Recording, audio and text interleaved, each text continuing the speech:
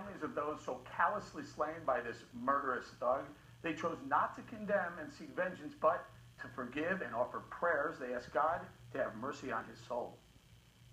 We welcome you Wednesday night in our Bible study with open arms. You have killed some of the most beautifulest people that I know. Every fiber in my body hurts.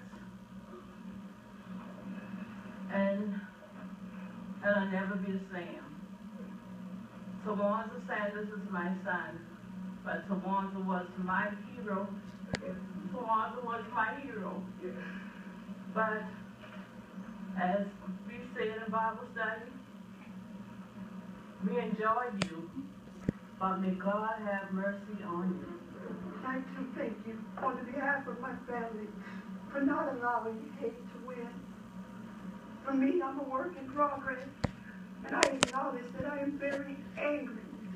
But one thing the pain has always joined in our family with is that she taught me that we are the family that love built.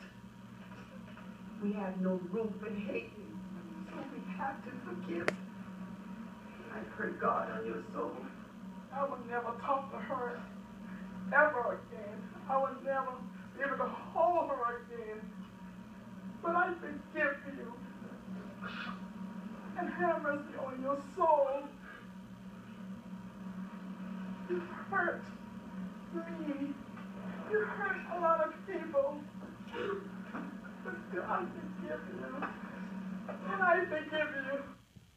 Okay, gee, that was heart-wrenching listening to 6 or 7 family members of the victims, and almost all of it, if not all of them, to the T said, "I forgive you," even though in just literally a day and a half after their family members were slain, they're that forgiving. You know, what an incredible lesson of love and mercy, just in their graciousness, their spirituality, their devotion to God, to understand, to try to rise above this horrific act of violence. Their family members and loved ones taken away from them. Like they said, they can never talk to them again, but the last thing so many of them said was, "Have mercy on your soul," and I think that's the best way to sum it up. Julie? You know, you listen to that and you hope that you have that kind of charity in your heart. If this were me, I would hope I would be as forgiving. I frankly don't think I could be, and I think it just says so much about these people in this community that 24 hours after this happened, they were able to come out and do this. It is heart-wrenching.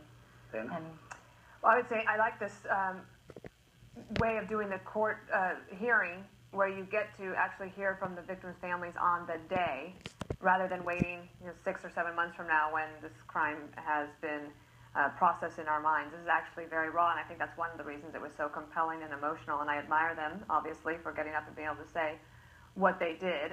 And I think then, because they're dealing with a hurt that is deeper than anyone else, that their mode of forgiveness is the way to healing, and then it is incumbent upon the people of South Carolina and us then to make sure that the justice is carried out.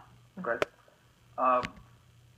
That might have been the most powerful expression of any human emotion I've ever seen in my life. I'm like, I will never be that good. And we've witnessed unmitigated, pure evil. And that, to me, is like the best example of what is good that I've ever seen in my life. And I am not religious, but I see this and I can't, begin to understand, like, does religion make great people, or do great people go to religion? I don't know. All I know is what I saw. I can't even understand. I can't even comprehend that. It's so beyond me and so amazing. I'm gobsmacked. And these were, Julie, you pointed out how good are these people to be able to have that emotion at that moment.